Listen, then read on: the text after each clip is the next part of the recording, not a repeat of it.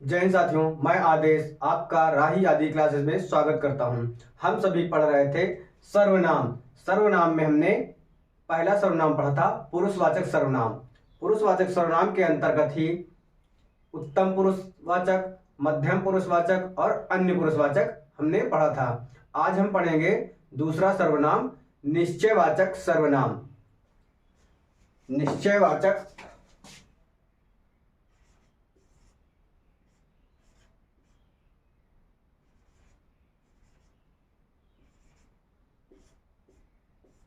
निश्चय वाचक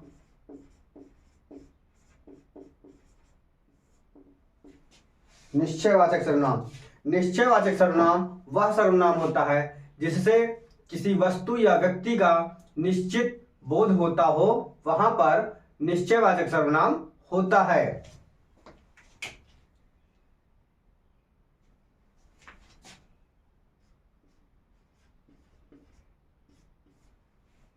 जिससे या जिस सर्वनाम से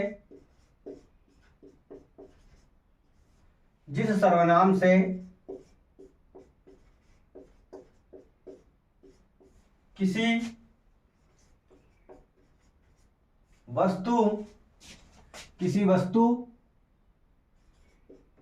या व्यक्ति का किसी व्यक्ति या वस्तु का निश्चित बोध हो,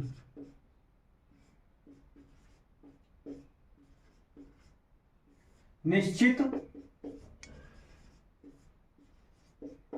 बोध हो, वहां पर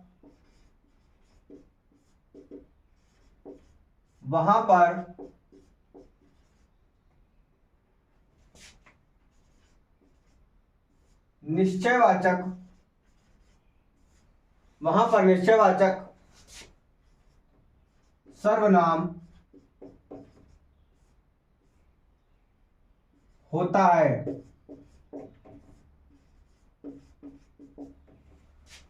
है। जैसे इसमें कुछ उदाहरण देखते हैं। जैसे यह मेरी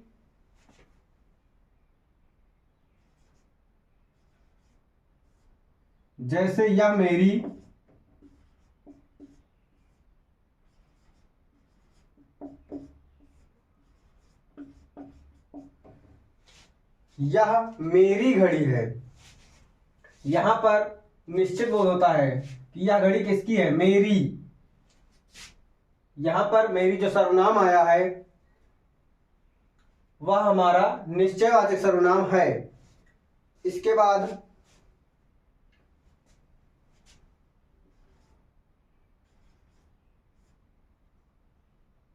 वह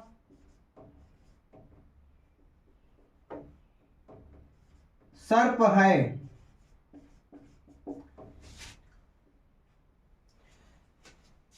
वह सर्प है यानी निश्चित है कि वह जो है सर्प ही है। फिर देखते हैं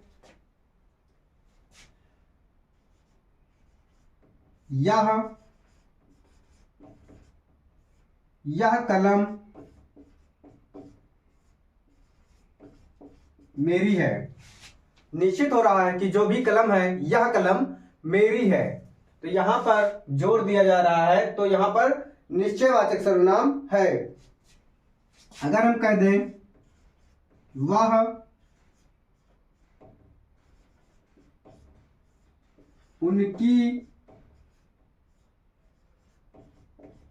मेज है। जो मेज है वह उनकी मेज है, यानी पर यहां पर निश्चित है कि वह मेज उनकी है। इसके बाद हम अब दूसरा सर्वनाम देखेंगे, अनिश्चयवाचक सर्वनाम।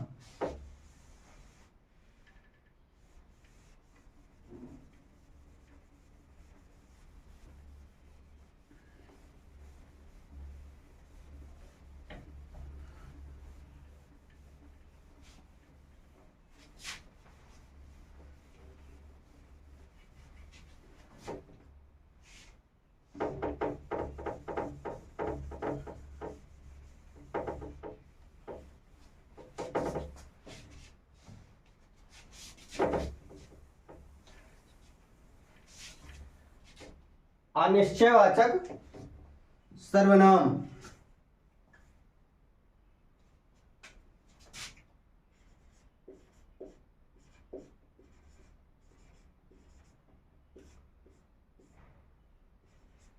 तीसरा है अनिश्चयवाचक सर्वनाम, जिस सर्वनाम से किसी वस्तु या व्यक्ति का निश्चय ना हो सके, यानी अनिश्चित रहे, निश्चय ना हो सके, वहां पर अनिश्चयवाचक सर्वनाम होता है। जिस सर्वनाम से जिस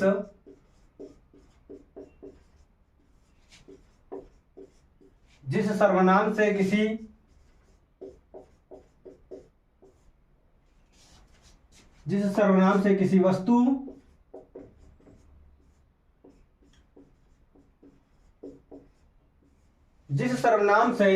किसी वस्तु या व्यक्ति का अनिश्चय बोध हो सके, यानी निश्चित बोध ना हो सके, यहां पर हम लिख सकते हैं अनिश्चय या फिर निश्चित बोध ना हो सके, निश्चित बोध ना हो सके, वहां पर अनिश्चयवाचक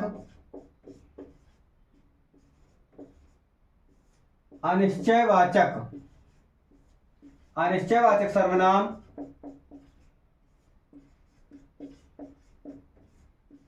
होता है।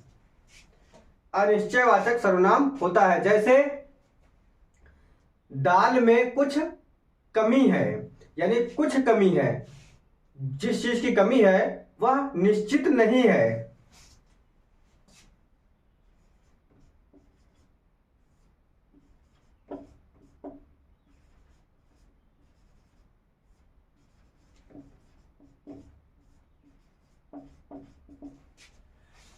यहां पर जो कुछ है वह निश्चित नहीं है, यानी कोई कमी है पर वो कमी निश्चित नहीं है, पकड़ में नहीं आई हुई है। फिर उसके बाद देखते हैं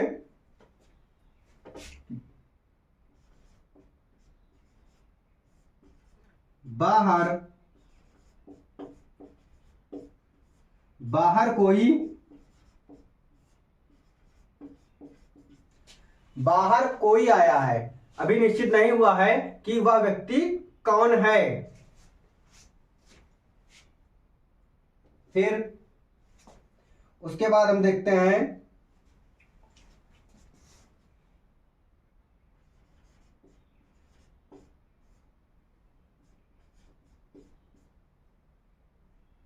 भाई जी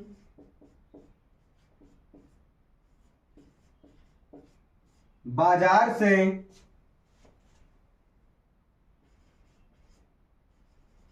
कुछ लाए हैं।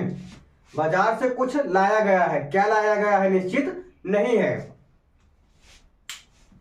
ये हमारा अनिश्चयवाचक सर्वनाम हो गया। यहां पर कुछ, कोई ऐसे शब्द आएंगे तो हम पकड़ लेंगे कि ये अनिश्चयवाचक सर्वनाम है। इसके बाद अब हम चौथा सर्वनाम देखेंगे, प्रश्नवाचक सर्वनाम।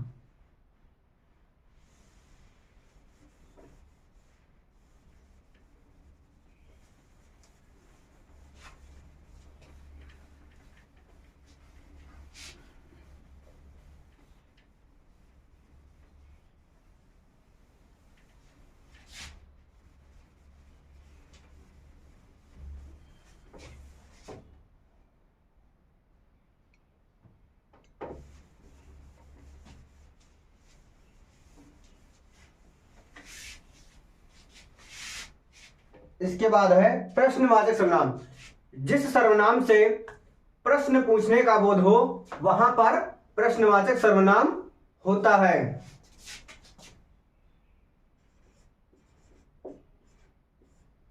ये हमारा चौथा सर्वनाम है, प्रश्नवाचक सर्वनाम। जिस सर्वनाम से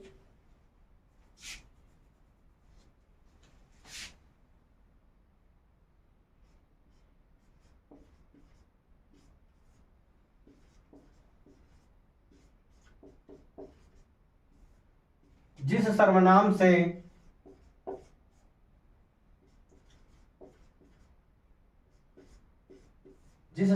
से किसी संज्ञा जो है या कोई व्यक्ति होगा या कोई वस्तु होगा, जिस सर्वनाम से किसी संज्ञा के विषय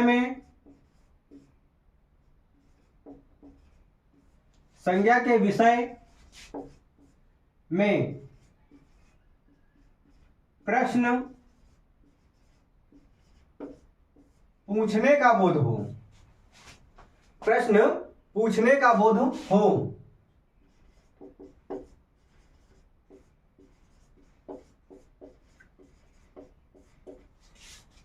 वहां पर पूछने का बोध हो, वहां पर प्रश्न वाचक सर्वनाम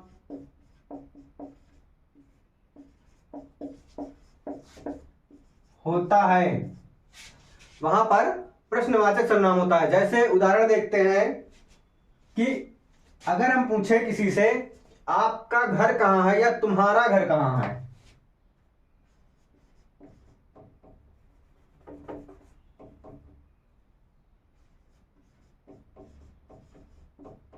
आपका घर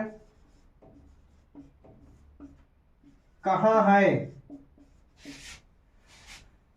है, यानी ये हमारा प्रश्न पूछने का कार्य कर रहा है, तो ये हमारा प्रश्नवाचक सर्वनाम होगा। अगर हम किसी से पूछें कौन आ रहा है, कौन आ रहा है, यानी हम किसी से प्रश्न पूछ रहे हैं, तो यहां पर प्रश्नवाचक संज्ञा होगी, सर्वनाम होगा। अगर हम अगला उदाहरण देखें, अगर हम किसी से पूछें कहां जा रहे हो,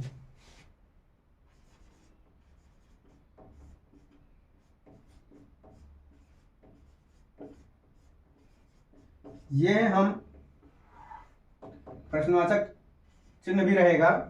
कहां जा रहे हो यानी किसी व्यक्ति से ही, यानी वो संज्ञा होगा, उसी से हम पूछेंगे कि कहां जा रहे हो। अगर हम पूछ लें क्या कर रहे हो, ये सब उदाहरण हमें प्रश्नवाचक सर्वनाम की ओर संकेत करेंगे, यानी प्रश्नवाचक सर्वनाम होगा वहां पर।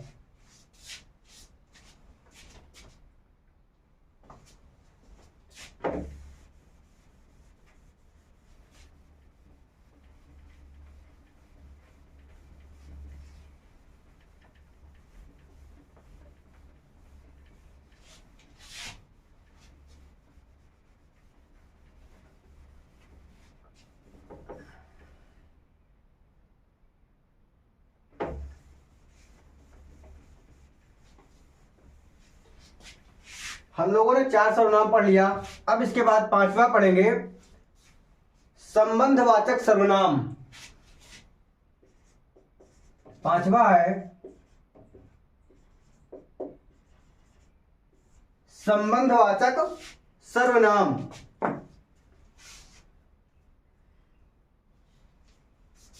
वह सर्वनाम जिससे एक दूसरे के बीच संबंध बताया गया हो, वहां पर संबंधवाचक सर्वनाम होगा।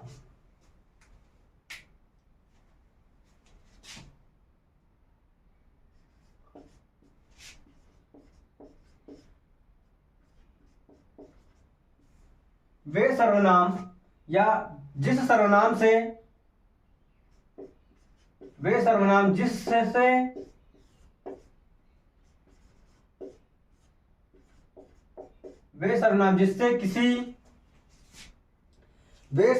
जिससे किसी एक दूसरे के मध्य या बीच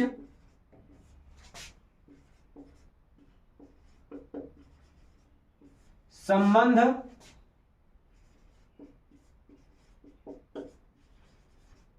का बोध हो, वहां पर वहां पर संबंधवाचक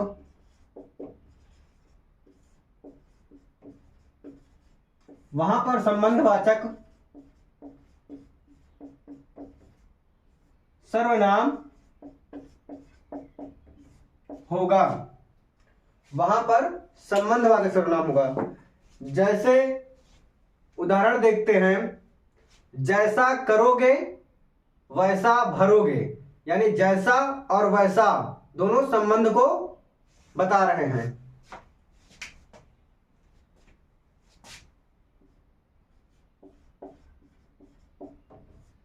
जैसा करोगे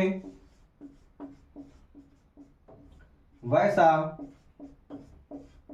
भरोगे। या फिर दूसरा उदाहरण देखते हैं, जिसकी लाठी उसकी भैंस। यहां पर जैसा और वैसा शब्द संबंध को बता रहे हैं। दूसरा है,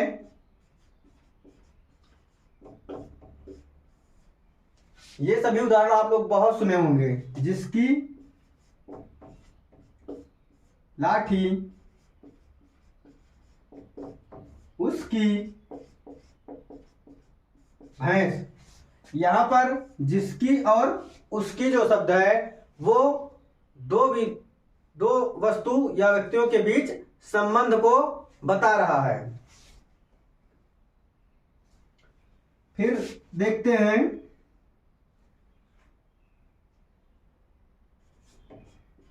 जो बोओगे सो काटोगे। यहां पर जो और सो शब्द संबंध को बता रहे हैं, तो यहां पर संबंधवाचक सर्वनाम होगा। अब इसके बाद हम सर्वनाम का लास्ट देखेंगे, निजवाचक सर्वनाम।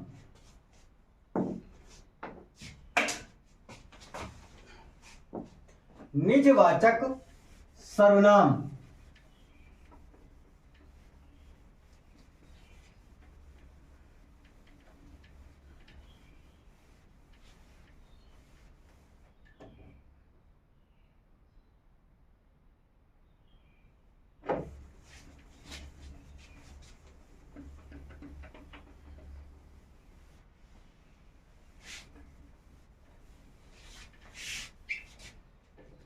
सर्वनाम का अब लास्ट हम देखने वाले हैं, छठा, निजवाचक सर्वनाम। वह सर्वनाम जिससे स्वयं यानी खुद के बारे में बतलाया गया हो, वहां पर निजवाचक सर्वनाम होता है।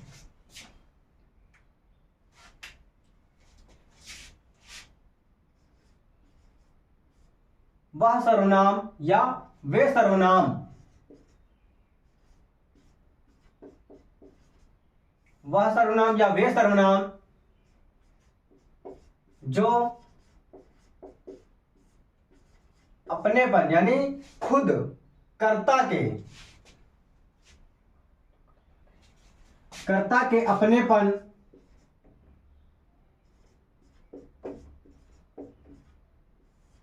कर्ता के अपनेपन का बोध, अपनेपन का या स्वयं का बोध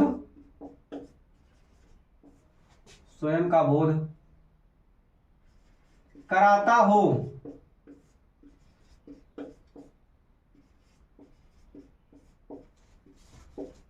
स्वयं का बोध कराता हो, वहां पर निजवाचक सर्वनाम होता है।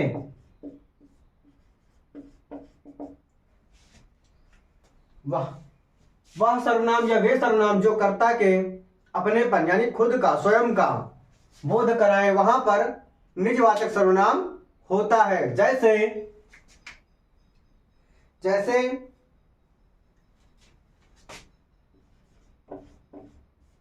मैं मैं अपना कपड़ा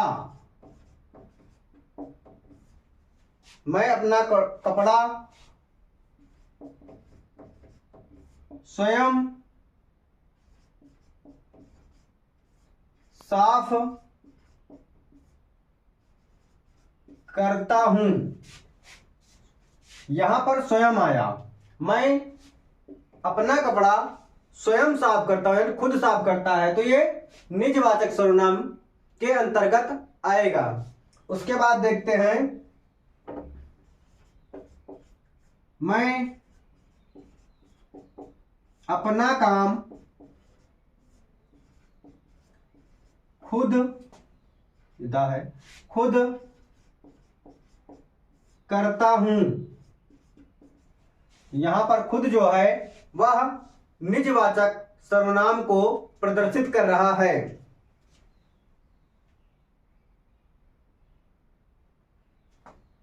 फिर देखते हैं,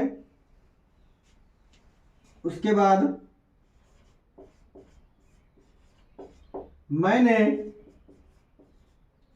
स्वयं चोर को जाते देखा है। मैं स्वयं चोर को जाते हुए देखा है, तो ये हमारा निजवाचक सर्वनाम हो गया। हमने सर्वनाम को आज समाप्त कर लिया है। अब इसके बाद विशेषण पढ़ेंगे। विशेषण इसलिए पढ़ेंगे कि जो विशेषण होता है वह संज्ञा और सर्वनाम की ही विशेषता बताता है। इसलिए हम अगला टॉपिक विशेषण चालू करेंगे। आप सभी के सामने इस समय एक भर्ती आई है सीआरपीएफ की। सीआरपीएफ में भी 25 नंबर की हिंदी पूछेगा, और बाकी आप जानते हैं 25 का रीजनिंग, 25 का मैथ और 25 का जीके जीएस। तो आप सीआरपीएफ के लिए हो या यूपी टेट के लिए, या वीडियो का री एग्जाम भी होने वाला है 2-4 महीने में, 2-3 महीने में, तो उसके लिए भी आप इस हिंदी को, जो भी 25-26 क्लासें हुई हैं, उसको आप सभी छोटी छोटी क्लासेस से एक दिन में 2-2 या 3 दिन क्लासें आराम से देख सकते हैं। तो आप सभी अपना हिंदी का पार्ट मजबूत कर लेंगे देखकर। तो आप सभी इस क्लास को लाइक कीजिए और अपने सभी साथियों को शेयर कीजिए, और अपने सभी साथियों से या परिवार में दोस्तों को इस चैनल को सब्सक्राइब करने के लिए भी कहिए, ताकि अपना ये चैनल धीरे धीरे बढ़ता रहे।